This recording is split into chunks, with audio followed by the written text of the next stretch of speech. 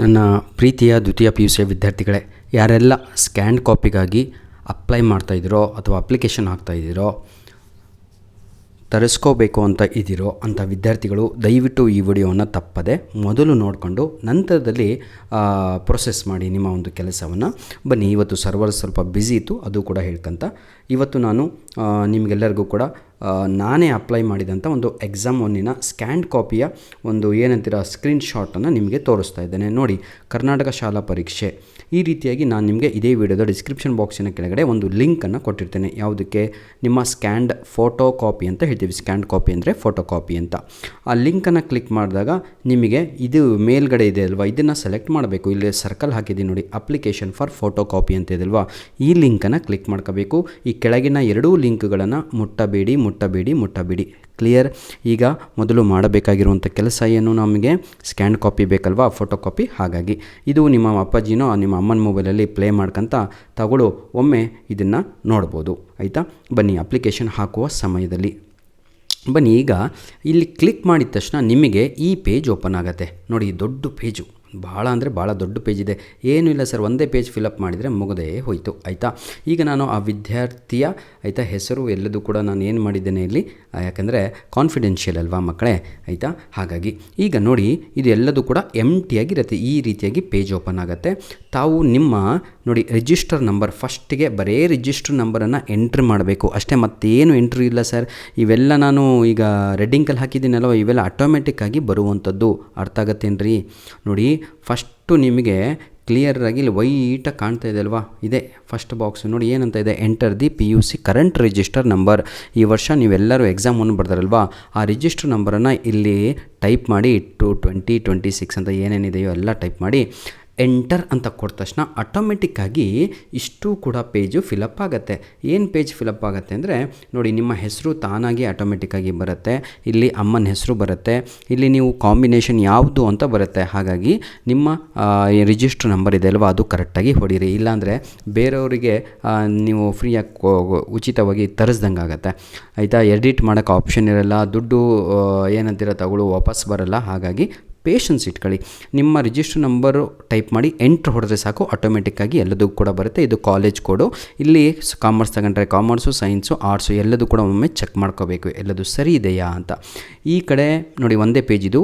ಆಯಿತಾ? ಈ ಕಡೆ ಪೇಜಲ್ಲಿ ನಿಮಗೆಲ್ಲರಿಗೂ ಕೂಡ 2026 ಎಕ್ಸಾಮ್ 1 ಅಂತಲೇ ತೋರಿಸ್ತಾ ಇರುತ್ತೆ. ಎಕ್ಸಾಮ್ 1ನ ಸ್ಕ್ಯಾನ್ ಕಾಪಿ ನಾವು ತರಿಸ್ಕೊತಾ ಇದ್ದೀವಿ ಅಂತ ಅರ್ಥ. ಆಯಿತಾ? ನಂತರದಲ್ಲಿ ಇಲ್ಲಿ ನಿಮ್ಮ ತಂದೆ ಹೆಸರಿರುತ್ತೆ, ಅದನ್ನು ನಾನು ರೆಡ್ ಇಂಕಲ್ಲಿ ಮಾಡಿದ್ದೇನೆ. ನೋಡಿ, ಇಲ್ಲಿ ಕರೆಕ್ಟಾಗಿದೆ. ಪರ್ಪಸ್ ಏನಕ್ಕಪ್ಪ ಅಪ್ಲಿಕೇಶನ್ ಹಾಕ್ತಾ ಇರೋದೇನಕ್ಕೆ, ಸ್ಕ್ಯಾನ್ ಕಾಪಿ ಅಂತ. ಅದೇ ಆಟೋಮೆಟಿಕ್ ಇರುತ್ತೆ ಸರ್, ಏನು ಟೈಪ್ ಮಾಡುವ ಅವಶ್ಯಕತೆ ಇಲ್ಲ. ಸೆಂಟರ್ ಕೋಡ್ ಎಲ್ಲದೂ ಕೂಡ ಪಾಸು. ಈ ಮಗು ಪಾಸ್ ಆಗಿದೆ, ಆದರೂ ಅರ್ಥ ಆಗುತ್ತಾ?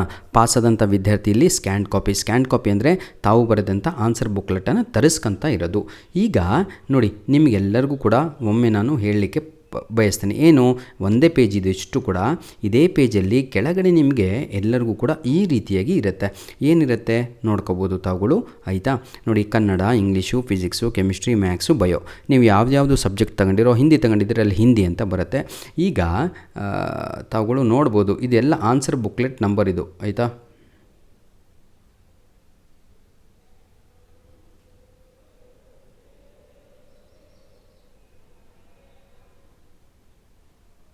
ನಂತರದಲ್ಲಿ ತಾವುಗಳು ಏನು ಮಾಡಬೇಕು ಅದನ್ನು ನಾನು ನಿಮಗೆ ಹೇಳ್ತಾ ಹೋಗ್ತೀನಿ. ಇವೆಲ್ಲ ಆಟೋಮೆಟಿಕ್ ಜನ್ರೇಟ್ ಆಗಿರುತ್ತೆ.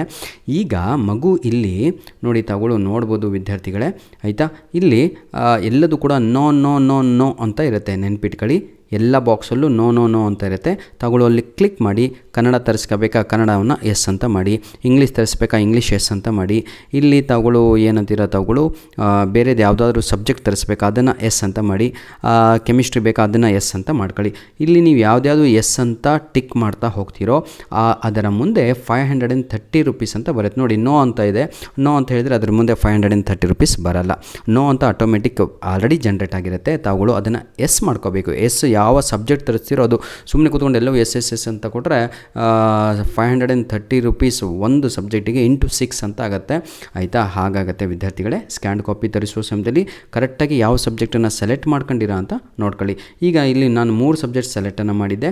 ಹಾಗಾಗಿ ಇಲ್ಲಿ 1590 ರೂಪಾಯಿಗಳು ಇಲ್ಲಿ ಬಂದಿದೆ. ನೋಡಿ, 1590 ರೂಪೀಸು ಬಂದಿದೆ ಟೋಟಲ್ ಅಮೌಂಟು. ಇಲ್ಲಿ ತಾವುಗಳು ಎಂಟ್ರಿ ಮಾಡ್ತೀರಾ, ಹೌದಲ್ವಾ? ಎಸ್ ಎಸ್ ಅಂತ ಸೆಲೆಕ್ಟ್ ಮಾಡ್ತೀರಾ. ಇದಾದ ತಕ್ಷಣ ಕೆಳಗಡೆ ಒಂದು ನಿಮಗೆ ಇದು ಕೂಡ ಇರುತ್ತೆ, ತೋರಿಸ್ತೇನೆ ಅದನ್ನು.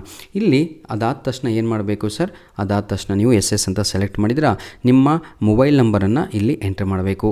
ನೋಡಿ, ಮೊಬೈಲ್ ನಂಬರ್ ಬಹಳ ಇಂಪಾರ್ಟೆಂಟು ಸರ್. ಆ ಮೊಬೈಲ್ ನಂಬರಿಗೆ ಮುಂದೆ ಎಲ್ಲದೂ ಕೂಡ ನಿಮಗೆ ಅದಕ್ಕೆ OTP ಬರುತ್ತೆ. ಡೌನ್ಲೋಡ್ ಮಾಡುವ ಸಮಯದಲ್ಲಿ ಯಾವುದು ನಿಮ್ಮ ಸ್ಕ್ಯಾನ್ ಕಾಪಿ ರೆಡಿ ಆದಮೇಲೆ ಮೆಸೇಜ್ ಕೂಡ ಅದೇ ಮೊಬೈಲಿಗೆ ಬರುತ್ತೆ. ಹಾಗೂ ನಿಮ್ಮ ಒಂದು Gmail ID ಕೂಡ ಬೇಕು. ಇಲ್ಲಿ ನಿಮ್ಮ ಹೌಸ್ ನಂಬರ್ ಅಂತ ಇದೆ, ವಿಲೇಜ್ ಅಂತ ಇದೆ, ಸಿಟಿ ಅಂತ ಇದೆ. ಇಲ್ಲಿ ತಾವುಗಳು ಹಾಸ್ಟೆಲ್ ಇದ್ದರೆ ಹಾಸ್ಟೆಲಿನ ಅಡ್ರೆಸ್ ಬರೀರಿ, ಅದು ಬರೀರಿ, ಹಾಗೂ ಎಲ್ಲದೂ ಕೂಡ ಬರೀರಿ. ಡಿಸ್ಟಿಕ್ ಪಿನ್ ಕೋಡ್ ಅಂತ ಇದೆ. ನೀವು ಯಾವ ಡಿಸ್ಟಿಕ್ಕಲ್ಲಿ ಎಕ್ಸಾಮ್ ಬರೆದಿದ್ರಲ್ವ, ಯಾವ ಡಿಸ್ಟಿಕ್ಕಲ್ಲಿ ನೀವು ಓದ್ತಾ ಇದ್ದೀರಲ್ವ, ಆ ಡಿಸ್ಟಿಕ್ಕಿನ ಪಿನ್ ಕೋಡ್ ಕೂಡ ಇಲ್ಲಿ ಎಂಟ್ರಿ ಮಾಡಿ.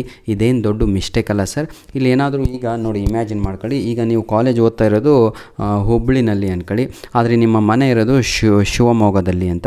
ಇಲ್ಲಿ ಕೇಳ್ತಾ ಇರೋದು ಅವರು ನಿಮ್ಮ ಪೋಸ್ಟಲ್ ಅಡ್ರೆಸ್ ಅಂದರೆ ಅರ್ಥ ಆಗುತ್ತಾ? ಆಯಿತಾ? ಹಾಗಾಗಿ ನನ್ನ ವಿದ್ಯಾರ್ಥಿಗಳೇ, ತಾವುಗಳು ಎಲ್ಲಿ ಈಗ ಪ್ರೆಸೆಂಟ್ ಇದ್ದೀರೋ ಆ ಒಂದು ಅಡ್ರೆಸ್ಸನ್ನು ಕೊಟ್ಟರೆ ಭಾಳ ಒಳ್ಳೆಯದು. ಸುಮ್ಮನೆ ಸರ್ ಇದು, ಆಯಿತಾ?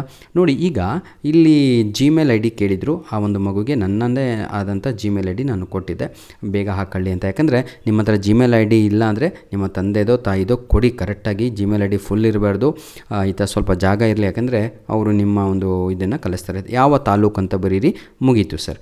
ಬರೆದುಬಿಟ್ಟು ತಾವುಗಳು ಏನು ಮಾಡಬೇಕು, ಸಬ್ಮಿಟ್ ಅಂತ ಕೊಡಬೇಕು.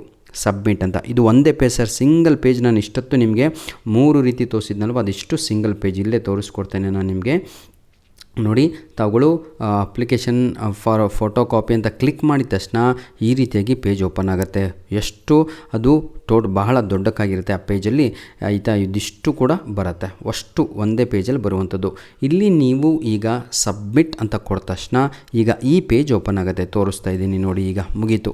ಏನಂತ ಇದೆ, ನಿಮ್ಮ ಹೆಸರು ಬರುತ್ತೆ, ನಿಮ್ಮ ಚಲನ್ ನಂಬರ್ ಕೂಡ ಬರುತ್ತೆ. ಇದು ಬಹಳ ಇಂಪಾರ್ಟೆಂಟು. ಇದನ್ನು ತಗೊಳ್ಳು ಫೋಟೋನಾರು ಹೊಡ್ಕೋಬೇಕು, ಸ್ಕ್ರೀನ್ಶಾಟ್ ತಗೊತಾ ಇರಿ. ಹಾಗೂ ಒಂದು ಪೆನ್ ಇಟ್ಕೊಂಡು ಈ ರೆಫರೆನ್ಸ್ ನಂಬರು, ಈ ಚಲನ್ ನಂಬರ್ ಎಲ್ಲದೂ ಕೂಡ ಬರೆದಿಟ್ಕೋಬೇಕು. ಮುಂದೆ ಬಹಳ ಇದು ಉಪಯೋಗ ಆಗುತ್ತೆ ನಿಮಗೆಲ್ಲರಿಗೂ ಕೂಡ. ನಂತರದಲ್ಲಿ ಇಲ್ಲಿ ಅಮೌಂಟ್ ಎಷ್ಟು ಅಂತ ತೋರಿಸುತ್ತೆ.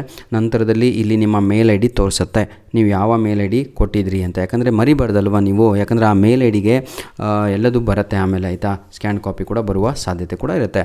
ನಂತರದಲ್ಲಿ ಫೋನ್ ನಂಬರ್ ಕೂಡ ತೋರಿಸುತ್ತೆ. ಪ್ರಾಡಕ್ಟ್ ಲಿಂಕ್ ಇನ್ಫಾರ್ಮೇಷನ್ ಅಂತ ಇದೆ.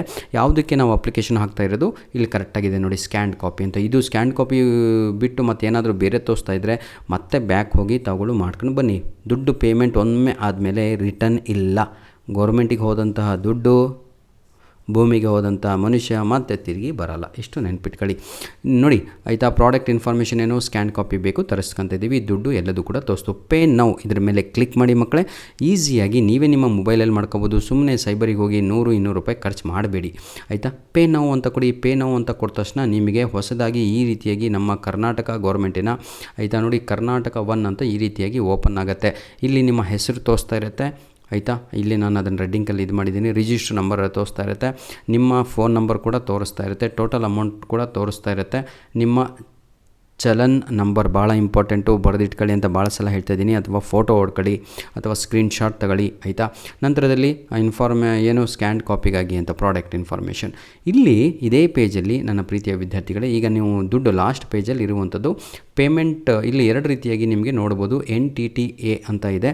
ನಾನು ಅದರ ಮೇಲೆ ಕ್ಲಿಕ್ ಮಾಡಿರೋದು, ರೈಟ್ ಮಾರ್ಕ್ ಹಾಕಿದ್ದೀನಲ್ವ, ಅದನ್ನು ನಾನು ನಿಮಗೆ ಇಲ್ಲಿ ತೋರಿಸ್ಲಿಕ್ಕಾಗಿ ರೈಟ್ ಮಾರ್ಕ್ ಹಾಕಿದ್ದೀನಿ. ಅದನ್ನು ಸೆಲೆಕ್ಟ್ ಮಾಡ್ಕೊಂಡಿದ್ದೀನಿ. ರೇಸರ್ ಪೇ ಅಂತಲೂ ಕೂಡ ಇದೆ. ನಮ್ಮ ಹತ್ರ ರೇಸರ್ ಪೇ ಅನ್ನುವ ಆ್ಯಪ್ ಇರಲಿಲ್ಲ. ಇನ್ಸ್ಟಾಲ್ ಮಾಡ್ಕೊಂಡು ಕೂತ್ಕೊಬಿಟ್ರೆ ಹುಚ್ಚರು ಅಂತವ್ರ ಮೇಲೆ. NTT ಡಾಟಾ ಅಂತ ಇದೆ, ಡೇಟಾ ಅಂತ. ಅದು ಏನು ಗೊತ್ತಾ, ಅವರು ಮೀಡಿಯೇಟರ್ ಕಂಟ್ರಿ, ಗೇಟ್ವೇ ಅಂತ ಕರಿತೀವಿ. ಇವರು ಪೇಮೆಂಟಿಗಾಗಿ ಈಗ ವರ್ಕನ್ನು ಮಾಡಿ ಟೆಂಡರ್ ಇಟ್ಕೊಂಡಿರೋರು ಅಷ್ಟೇ, ಆಯಿತಾ? NTT ಡಾಟಾ ಅಂತ ಇದೆ. ಅದರ ಮೇಲೆ ಕ್ಲಿಕ್ ಮಾಡಿಕೊಂಡು ಡೆಬಿಟ್ ಕಾರ್ಡ್ ಅಂತ ನಮ್ಮ ಹತ್ರ ಇತ್ತು, ಹಾಗಾಗಿ ನಾವು ಮಾಡಿದ್ವಿ. ನಿಮ್ಮದು ನಿಮ್ಮ ಅಪ್ಪಾಜಿ ಹತ್ರ ಕ್ರೆಡಿಟ್ ಕಾರ್ಡ್ ಇದ್ದರೆ ಕ್ರೆಡಿಟ್ ಕಾರ್ಡ್ ಸೆಲೆಕ್ಟ್ ಮಾಡ್ಕೊಳ್ಳಿ. ಅಥವಾ ನಿಮ್ಮ ಅಪ್ಪಾಜಿದು ನೆಟ್ ಬ್ಯಾಂಕಿಂಗ್ ಇದ್ದರೆ ಪರ್ಮಿಷನ್ ತಗೋಬೇಕು. ಸುಮ್ಮನೆ ಮಾಡ್ಕೊಂಡು OTP ಬಂತ ನೋಡು, ಅದು ಬಂತು ಇದು ಬಂತ ಅಲ್ಲ, ಡೈರೆಕ್ಟಾಗಿ ಅವರ ಪರ್ಮಿಷನ್ ತಗೊಂಡು ಯಾವುದಿದೆ ನಿಮ್ಮ ಹತ್ರ ಅಂತ ಫಸ್ಟಿಗೆ ರೆಡಿ ಇಟ್ಕೊಳ್ಳಿ, ಆಯಿತಾ? ಎಲ್ಲದು ಕೂಡ. ಯಾಕಂದರೆ ಅರ್ಧ ತುಂಬಿ ಆಮೇಲೆ ಡೆಬಿಟ್ ಕಾರ್ಡಲ್ಲಿ ಹುಡುಕು ಅಂತ ಇಲ್ಲೆಲ್ಲಿ ಸ್ಕ್ಯಾನ್ ಮಾಡಿ ತಾವುಗಳು ದುಡ್ಡು ಹಾಕುವ ಇದಿಲ್ಲ ಇಲ್ಲಿ ಆಪ್ಷನ್. ಹಾಗಾಗಿ ನಾನು ಹೇಳ್ತಿರುವಂಥದ್ದು ಫೋನ್ಪೇ ಆಗಲಿ ಅದಾಗಲಿ ಇದಾಗಲಿ ಡೈರೆಕ್ಟಾಗಿ ಡೆಬಿಟ್ ಕಾರ್ಡ್ ಅಂತ ಇದೆ, ಇದನ್ನೇ ಕ್ಲಿಕ್ ಮಾಡ್ಕೊಳ್ಳಿ. ಕ್ಲಿಯರ್. ನಂತರದಲ್ಲಿ ಬನ್ನಿ ವಿದ್ಯಾರ್ಥಿಗಳೇ, ಈಗ 1590 ರೂಪಾಯಿ ತೋರಿಸ್ತಾ ಇತ್ತು, ಬಟ್ ಈಗ 1600 ರೂಪಾಯಿ ತೋರಿಸ್ತಾ ಇದೆ. ಇವರು ನಮ್ಮ ದುಡ್ಡನ್ನು ಅಮೌಂಟನ್ನು ನಾವು ಟ್ರಾನ್ಸಾಕ್ಷನ್ ಮಾಡಿದ್ದಕ್ಕಾಗಿ 10 ರೂಪಾಯಿಗಳನ್ನು ತೆಗೆದುಕೊಳ್ತಾರೆ. ಅಲ್ಲಿಗೆ 1600 ಆಯಿತು. ಇಲ್ಲಿ ಚೆಕ್ ಬಾಕ್ಸ್ ಒಂದಿದೆ, I have read and agri ಅಂತ, ಅಂದರೆ ದುಡ್ಡು ವಾಪಸ್ ಬರಲ್ಲ ಅಂತ. ಇದನ್ನು ಕ್ಲಿಕ್ ಮಾಡ್ಕೋಬೇಕು, ಸೆಲೆಕ್ಟ್ ಮಾಡ್ಕೋಬೇಕು. ರೈಟ್ ಮಾರ್ಕ್ ಹಾಕಿದ್ದೀನಿ ನೋಡಿ, ಗ್ರೀನ್ ಕಾಣ್ತಾ ಇದೆಯಾ? ಆಯಿತಾ, ನಿಮ್ಮಲ್ಲೂ ಗ್ರೀನೇ ಕಾಣುತ್ತೆ ಆಯಿತಾ, ಸೆಲೆಕ್ಟ್ ಮಾಡಿರೋವಂಥದ್ದು. ನೆಕ್ಸ್ಟ್ ಕಂಟಿನ್ಯೂ ಫಾರ್ ಪೇಮೆಂಟ್ ಅಂತ ಕ್ಲಿಕ್ ಮಾಡಿ. ಇಷ್ಟೇ ಸರ್. ಕಂಟಿನ್ಯೂ ಫಾರ್ ಪೇಮೆಂಟ್ ಅಂತ ಕ್ಲಿಕ್ ಮಾಡಿದ ತಕ್ಷಣ ಡೈರೆಕ್ಟಾಗಿ ನಿಮಗೆಲ್ಲರಿಗೂ ಕೂಡ ಈ ಪೇಜ್ ಓಪನ್ ಆಗುತ್ತೆ. ನೆನ್ಪಿಟ್ಕೊಳ್ಳಿ, ಈ ಪೇಜಲ್ಲಿ ಏನಿದೆ ಈಗ NTT ಅಂತ ಇದೆ ನೋಡಿ, ಆ ಥ್ರೂ ನಾವು ಇಲ್ಲಿ ಹಾಕ್ತಾ ಇರುವಂಥದ್ದು. ನಾನು ಡೆಬಿಟ್ ಕಾರ್ಡ್ ಸೆಲೆಕ್ಟ್ ಮಾಡಿದೆ, ಹಾಗಾಗಿ ಡೆಬಿಟ್ ಕಾರ್ಡಿನ ಎಲ್ಲ ಇನ್ಫಾರ್ಮೇಷನು ಅವರ ಡೆಬಿಟ್ ಕಾರ್ಡಿನ ಮೇಲೆ ನಿಮ್ಮ ತಂದೆದೋ ತಾಯಿದೋ ಅಥವಾ ನಿಮ್ಮ ಹೆಸರಿದ್ದರೆ ಅದನ್ನೇ ಇಲ್ಲಿ ಎಂಟ್ರಿ ಮಾಡಿ.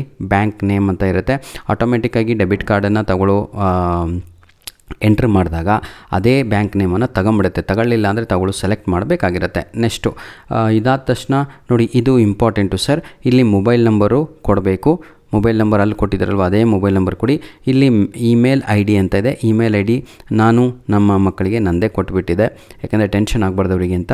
ನೀವು ನಿಮ್ಮ ಅಪ್ಪಾಜಿದೋ ಅಥವಾ ನಿಮ್ಮದೋ ನಿಮ್ಮ ಅಮ್ಮಂದೋ ಯಾರ್ದೋ ಕೊಟ್ಕೊಳ್ಳಿ, ಸೇಮ್ ಮೇಲ್ ID ಆಗಿರಬೇಕು. ಇಷ್ಟು ಸಲ ತೋರಿಸಿದ್ನಲ್ವ, ಯಾಕೆಂದರೆ ಈಗ ನೀವು ಜನ್ರೇಟ್ ಮಾಡುವಂತಹ ಅಮೌಂಟು ಪೇಮೆಂಟ್ ಆದ ತಕ್ಷಣ ಆ ಒಂದು ಮೇಲ್ IDಗೆ ಆ ಒಂದು ಏನಂತಿರೋ ತಗೊಳ್ಳೋ ಬಿಲ್ ಸಬ್ಮಿಟ್ ಆಗಿರುತ್ತೆ, ಅಲ್ಲಿ ಬಿಲ್ ಬರುತ್ತೆ ಆಯಿತಾ. ಬಿಲ್ ಕೊಡಿ ಅಂತ ಹೇಳ್ತಿರಲ್ವ, ಹಾಗೆ. ಇದಾದ ತಕ್ಷಣ ನೀವು ಪೇ ನೌ ಅಂತ ಕೊಟ್ಟರೆ ಮುಗದೇ ಹೋಯ್ತೀವಿ ಸರ್. ಡೆಬಿಟ್ ಕಾರ್ಡಲ್ಲೇ ಬಹಳ ಕಾರ್ಡ್ಗಳಿದ್ದಾವೆ, ಯಾವ್ದು ಕಾರ್ಡ್ ಆದರೂ ನಡೆಯುತ್ತೆ, ಮಾಸ್ಟರ್ ಆದರೂ ನಡೆಯುತ್ತೆ, ರೂಪಾಯಿ ಆದರೂ ನಡೆಯುತ್ತೆ, ಅದು ಇದು ಎಲ್ಲದು ಯಾವುದಾದ್ರೂ ಪೇ ನೌ ಅಂತ ಕೊಡಿ. ಪೇ ನೌ ಅಂತ ಆದ ತಕ್ಷಣ ಡೈರೆಕ್ಟಾಗಿ ನಿಮಗೆ ಈ ರೀತಿಯಾಗಿ ನೆಕ್ಸ್ಟ್ ಪೇಜ್ ಓಪನ್ ಆಗುತ್ತೆ. ಇದರಲ್ಲಿ ಏನಿದೆ ಈಗ ಅಂತ ತೋರಿಸ್ತೀನಿ. ಇವತ್ತು ಸರ್ವರ್ ಭಾಳ ಬ್ಯುಸಿ ಇದ್ದ ಕಾರಣ ಇಲ್ಲಿ ನಮಗೇನು ಬಂತು, ಫೇಲ್ಡ್ ಟ್ರಾನ್ಸಾಕ್ಷನ್ ಸ್ಟೇಟಸ್ ಫೇಲ್ಡ್ ಅಂತ ಬಂತು. ಹಾಗಾಗಿ ನಿಮಗೂ ಕೂಡ ನಾನು ಹೇಳ್ತಿರುವಂಥದ್ದು ನೋಡಿ, ಟ್ರಾನ್ಸಾಕ್ಷನ್ ಫೇಲ್ಡ್ ಅಂತ ಬಂದರೆ ವಿದ್ಯಾರ್ಥಿಗಳೇ ಮತ್ತೆ 24 ತಾಸು ಬಿಟ್ಟೇ ಮಾಡಬೇಕು.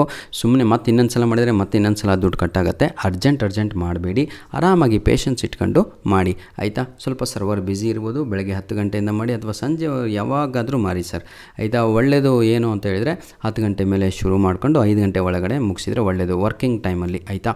ಯಾಕಂದರೆ ಕಾಲ್ ಮಾಡಿ ನೀವು ಕೇಳ್ಬೋದು ಸರ್ ಹೀಗಾಯಿತು ಅಂತ, ಅದು ಕೂಡ ನಾನು ನಿಮಗೆ ಇನ್ನೊಂದು ವೀಡಿಯೋ ಮಾಡಿ ಕೊಡ್ತೇನೆ, ತಾವುಗಳು ನೋಡ್ಬೋದು. ಈಗ ಈ ರೀತಿಯಾಗಿ ಆಯಿತಾ ಪೇಮೆಂಟ್ ID ಬರುತ್ತೆ. ಇವತ್ತು ಡೇಟ್, ಇವತ್ತೇ ನಾವು ಟ್ರೈ ಮಾಡಿದ್ದು ನೋಡಿ, 10/4 ಅಂತ ಇದೆ, 12 ಗಂಟೆಗೆ 1600 ರೂಪಾಯಿ ನಾವು ಪೇ ಮಾಡಿದ್ವಿ. ಆ ದುಡ್ಡು ಕಟ್ಟಾಯಿತು, ಆದರೆ ಏನಾಯಿತು, ಫೇಲ್ಡ್ ಅಂತ ಬಂತು, ಸಕ್ಸಸ್ ಅಂತ ಬರಲಿಲ್ಲ. ಸಕ್ಸಸ್ ಅಂತ ಎರಡು ಕಡೆಯೂ ಬಂದರೆ ನಿಮಗೆ ನೀವು ಕಟ್ಟೋಂಥ ಅಮೌಂಟ್ ಅವರಿಗೆ ಹೋಯಿತು, ಹಾಗೂ ಕೆಲಸ ಮುಗೀತು ಅಂತ, ವರ್ಕ್ ಕಂಪ್ಲೀಟೆಡ್ ಅಂತ, ಮುಂದೆ ಏನು ಟೆನ್ಷನ್ ಇರೋಲ್ಲ. ಇದಾದಮೇಲೆ ಏನೂ ಇಲ್ಲ, ಮುಗೀತು ಕೆಲಸ.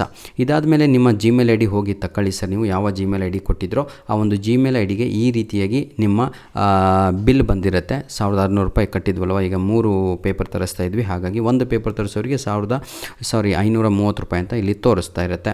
ಇಲ್ಲಿ ಕ್ಲಿಯರಾಗಿ ಇದೆ ನೋಡಿ, ಈಸ್ ಫೇಲ್ಡ್, ಟ್ರಾನ್ಸಾಕ್ಷನ್ ಫೇಲ್ ಆಗಿದೆ ನಿಮ್ಮದು, ಮತ್ತೆ 24 ತಾಸು ಬಿಟ್ಟು ಮತ್ತೊಮ್ಮೆ ಟ್ರೈ ಮಾಡಿ ಅಂತ ಆಯಿತಾ. ಈ ರೀತಿಯಾಗಿ ನಿಮಗೆ ಒಂದು ಚಾನಲ್ ರೆಡಿಯಾಗಿರುವಂಥ ಒಂದು ಬಿಲ್ಲು ಬಂದಿರುತ್ತೆ. ಧನ್ಯವಾದಗಳು.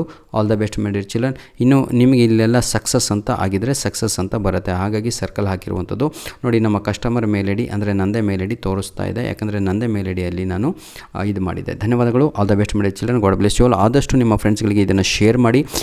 ಆ್ಯನ್ಯುವಲ್ ಎಕ್ಸಾಮ್ ಕಟ್ಟಿ ಸರ್ ಫಸ್ಟು ಆಯಿತಾ, ಫಸ್ಟು ಕಟ್ಟ ಕೆಲಸ ಮಾಡಿ. ಇದು ಬರ್ತಾ ಇರುತ್ತೆ, ಟೆನ್ಷನ್ ತೊಗೋಬೇಡಿ. ಧನ್ಯವಾದಗಳು. ಸ್ಕ್ಯಾನ್ ಕಾಪಿಗಾಗಿ ಈ ಒಂದು ವಿಡಿಯೋ ಮಾಡಿರುವಂಥದ್ದಪ್ಪ. God bless you all. ಇದೇ ವಿಡಿಯೋದ ಡಿಸ್ಕ್ರಿಪ್ಷನ್ ಬಾಕ್ಸಿನ ಕೆಳಗಡೆ ಲಿಂಕ್ ಕೊಟ್ಟಿರ್ತೇನೆ, ಡೈರೆಕ್ಟಾಗಿ ಕ್ಲಿಕ್ ಮಾಡಿಕೊಂಡು ಎಂಜಾಯ್ ಮಾಡಿ.